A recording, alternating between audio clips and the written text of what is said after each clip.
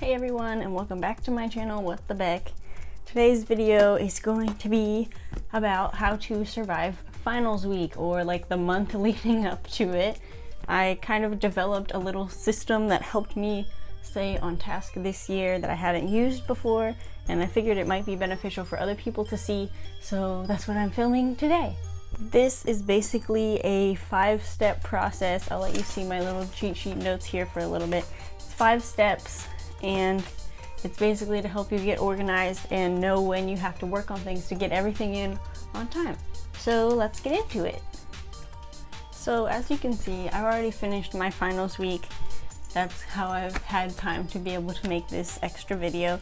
But basically the first step is you have to, well, number one, know how many classes you have. So I had 5 this semester, so I made 6 sections on this paper, and that is because I was also doing other things, so I made an other category. If you're not submitting to any internships or summer jobs, you probably don't need an other category, but I felt it was helpful for my situation, so that's why I have one. Excuse me, don't eat that.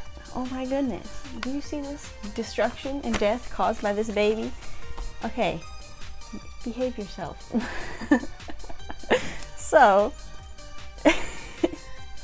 hold on. So, what you're gonna wanna do is make a chart similar to this with a space for assignments and a space for due dates. No.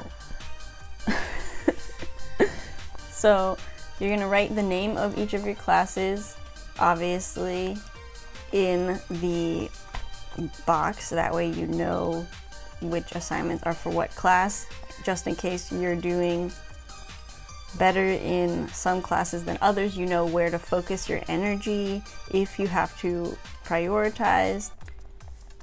And then, okay, so we're just writing down the names of our classes, and if you have another category, write other. No.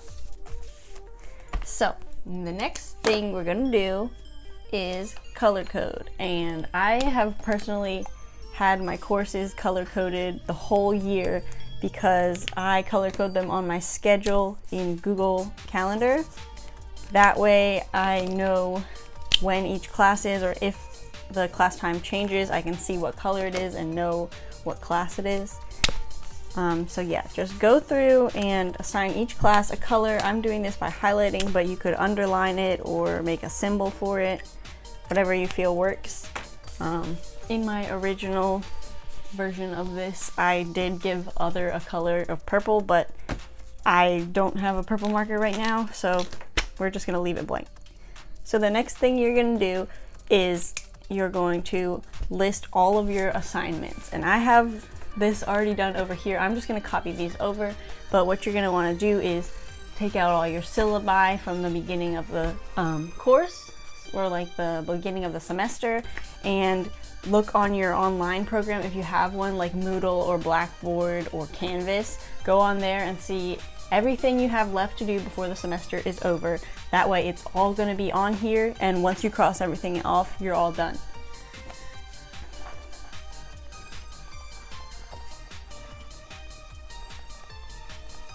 Also, don't forget to put the due dates.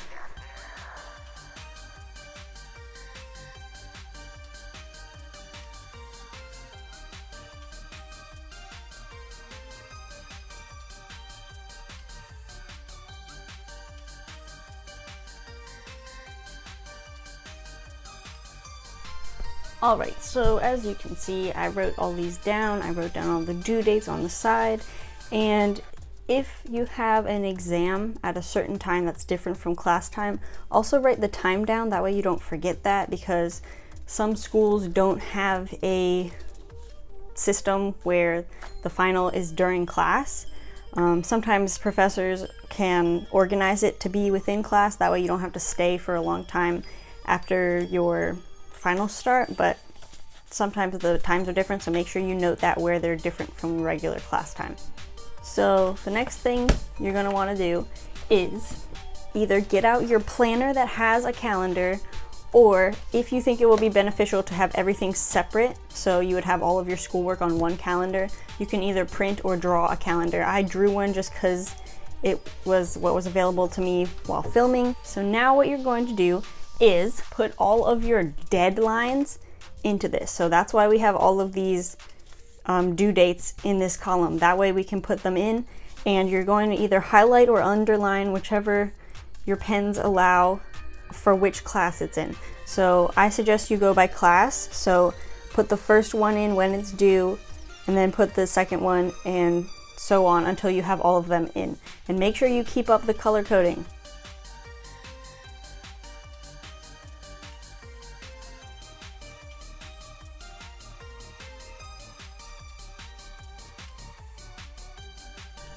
Also, write these specific times on the calendar as well, because you're essentially going to be ditching this piece of paper and doing all of your work on this one.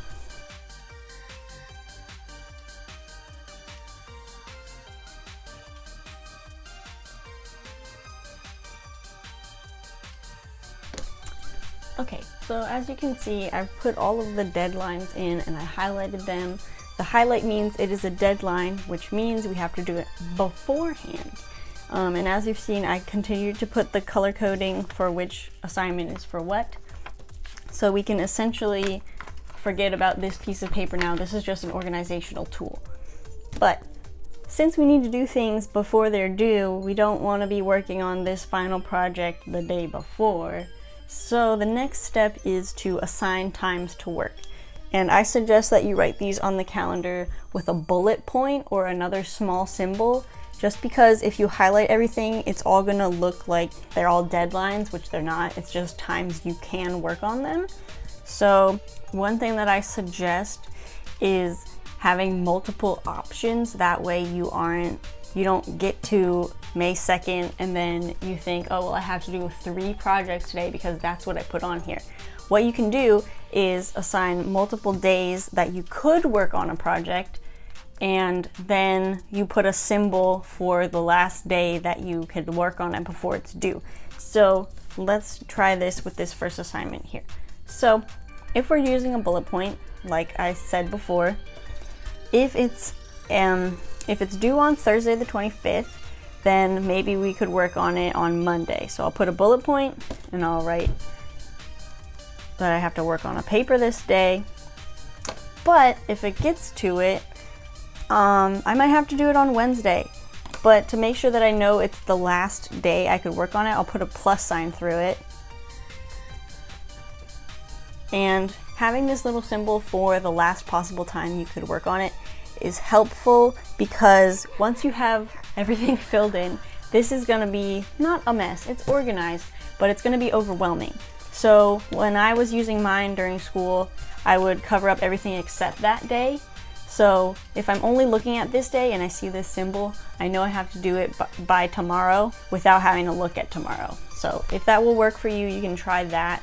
Another thing to keep in mind when you're scheduling these things is when you have a lot going on. So for example, these 2 days I have other assignments, or well, not assignments, there are other things that I was submitting to for scholarship and for a competition. Those were still very important to me, but I needed to balance them with when these things are due. So this day is when the final paper for one of my classes is due. So since this submission is due the day before, I might not want to work on the final on this day because I want to work on this submission. And another thing you want to keep in mind is how long it will take you to do things. So I'm a writing major, I know how long it takes me to write. I can write a 5-page paper in about an hour, and I'll add on like another half hour for every 2 pages extra over 5 pages. So since I have 2 papers due this day, I know that for the length of this one, I needed about 2 hours, and for the length of this one, I needed about 1.5 hours. That way I could plug it into the schedule in a way that will work for me, and I know how long it's gonna take. That way I don't load myself up writing papers for 5 hours in one day.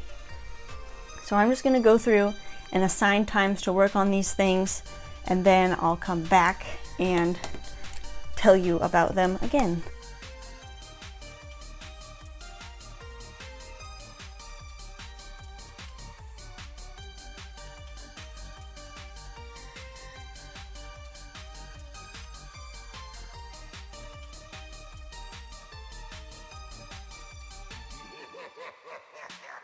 Okay, so you may have noticed that, well, I don't know that you would have noticed, but some of these are in a very specific order. So some of them are just like, okay, there's an exam today, so I should study the day before. But another kind of realm of these work periods that you can assign is group work, because you might have group projects, and in class work times that your teachers have given you. So for example, these green dots here, this professor was actually very nice and gave us time to work in class starting 2 weeks before the project was due. So since we had 4 classes and we had 4 essays to do, and each class was about an hour, I could write each one of these papers in about an hour. So I used my class time to work on them, and that's why they don't have like a last call cross on them, because I knew I would be able to get them done in class, just because of the amount of time that I know that writing takes me. The other thing is there's quite a bit of stuff on Sundays, and that's because Sunday was my preferred meeting day for group projects and stuff. So for example, in my Women in War class, we had to research for a final presentation and then create a presentation to present on this Thursday.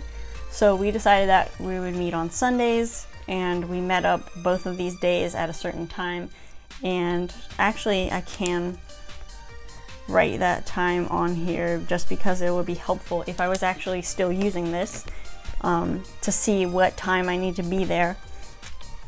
And yeah, that's basically what happens on this piece of paper. Is you have all of your deadlines highlighted, and then you have your little symbols that mean different things on each day.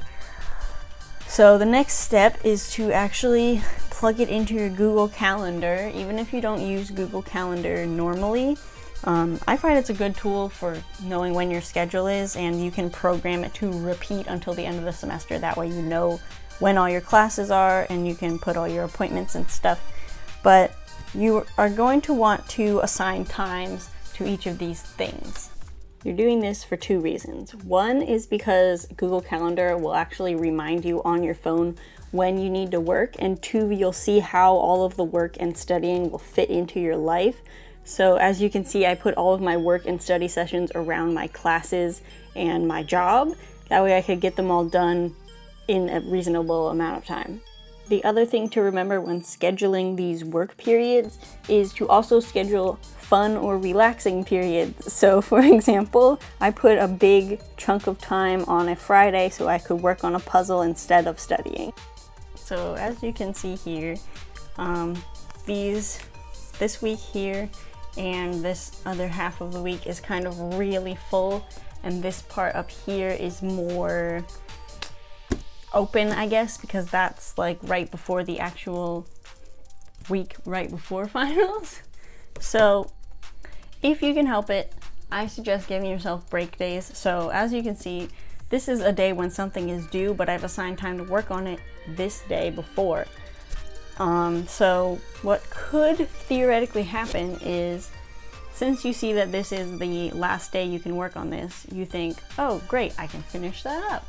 And then you don't have to work on anything on this day, because even though it's a due date, it's already done. So you can submit it a day early or set a reminder to yourself to submit it, and then it'll be over with and done, and you get a break day.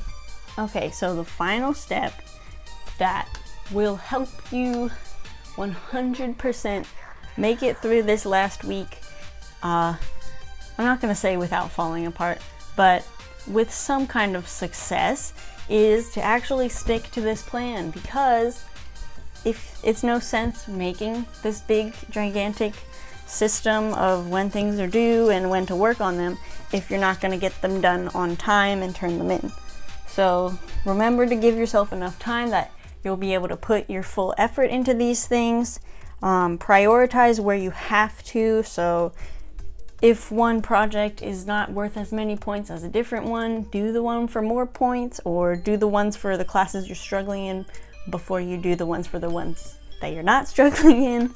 You know, it's more like you have to determine what you need to do, but you have to stick to it, okay? And you can do this because I made it out alive, so you can too. All right. Thanks so much for watching this video. I hope your finals week is not entirely hell, but I know you can make it through and you'll be fine. And then you'll have the whole summer to just chill out. And yeah, if you like this video, you can give it a thumbs up and subscribe to my channel if you want to see more of my content.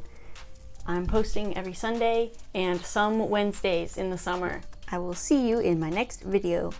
Bye.